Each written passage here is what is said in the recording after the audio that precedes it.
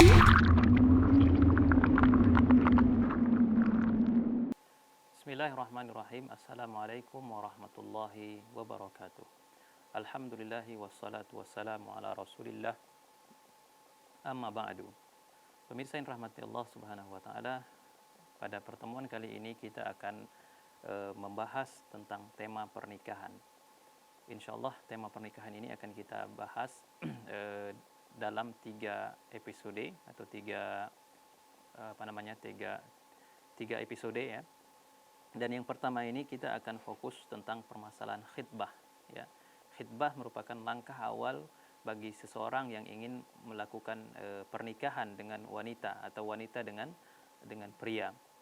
Pertama sekali yang perlu kita ketahui bahwasanya pernikahan merupakan sistem interaksi sosial yang memiliki nilai yang agung ya, dan menjadi perhatian yang besar di dalam Islam.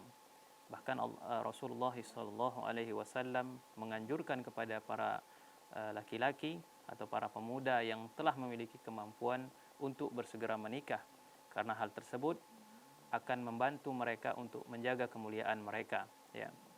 Sebagaimana sabda Rasulullah SAW, "Man istata'a minkumul ba'ah falyatazawwaj." Barang siapa di antara kalian wahai para pemuda, ya ma'syarus syabab, memiliki kemampuan untuk menikah, maka hendaklah segera menikah ya. Karena hal tersebut bisa menjaga kehormatan dan kemuliaan dari seorang laki-laki tersebut. Dan Islam bukanlah sebagaimana agama-agama yang lain yang kemudian menjadikan pernikahan sebagai suatu momok. Bahkan mereka menjadikan pendeta-pendeta mereka atau tokoh-tokoh agama mereka sebaiknya tidak menikah.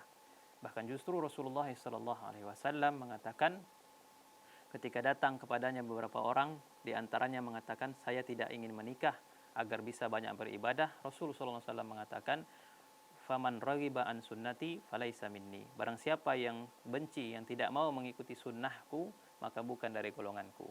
Apa itu sunnah Rasulullah? Di antaranya adalah bahwasanya beliau melakukan pernikahan.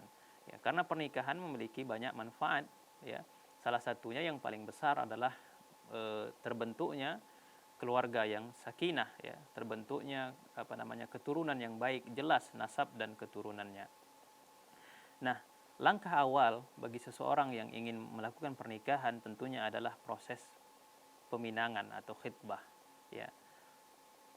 Seorang laki-laki muslim di dalam mencari pasangannya haruslah memilih perempuan yang saleh ya, yang memiliki latar belakang agama yang baik dan kuat. Karena wanita yang akan dipilihnya tadi adalah nanti yang akan menemani hidupnya dan juga akan menjadi ibu dari anak-anaknya, yang membimbing mereka menjadi anak-anak yang sehat, anak-anak yang dekat dengan Allah Subhanahu wa taala, dan anak-anak yang memiliki pengetahuan agama yang bagus.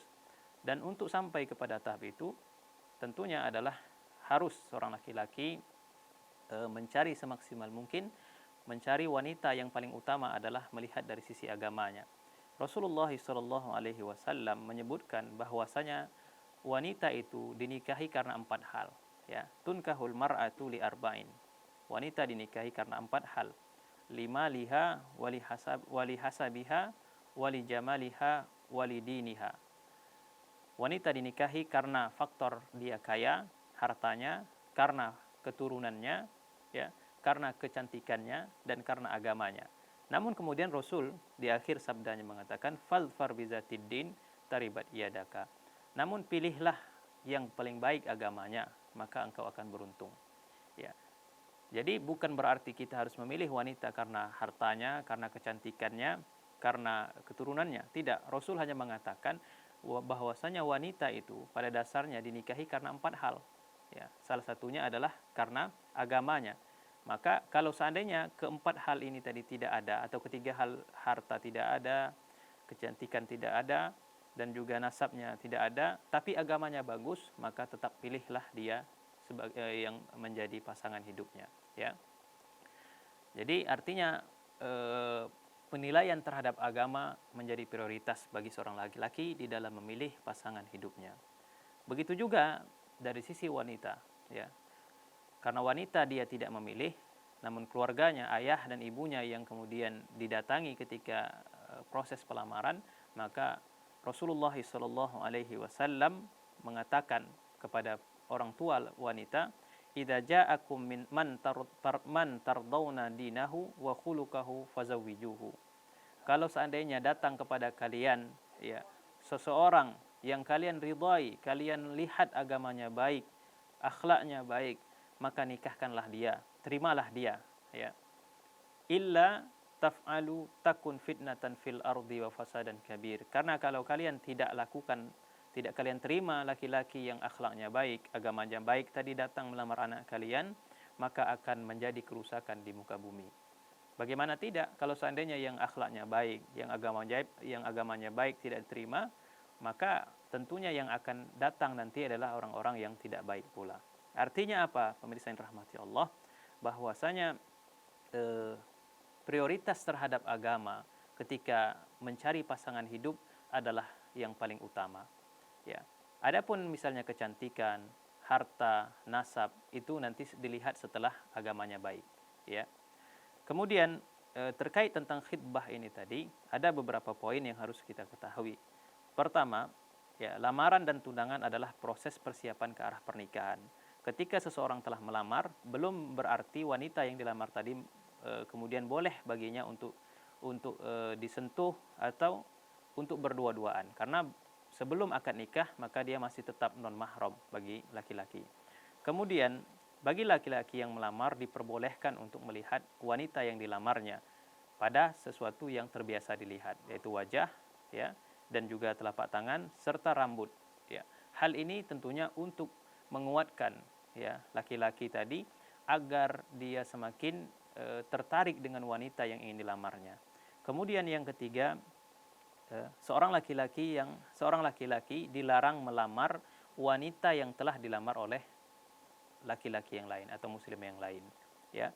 Sebagaimana sabda Rasulullah sallallahu alaihi wasallam, la yakhtubur rajulu ala khitbati akhihi. Tak boleh bagi seorang laki-laki melamar wanita yang telah dilamar oleh laki-laki yang lain, kecuali kalau seandainya laki-laki yang lain tadi telah membatalkan lamarannya, maka pada saat itu boleh untuk masuk kedua kalinya. Wallahu taala alam, demikian yang bisa kita sampaikan dalam tema khitbah ini. Kita akhiri, subhanakallahumma wa bihamdika asyhadu an la ilaha illa anta astaghfiruka wa atubu ilaik. Assalamualaikum warahmatullahi wabarakatuh.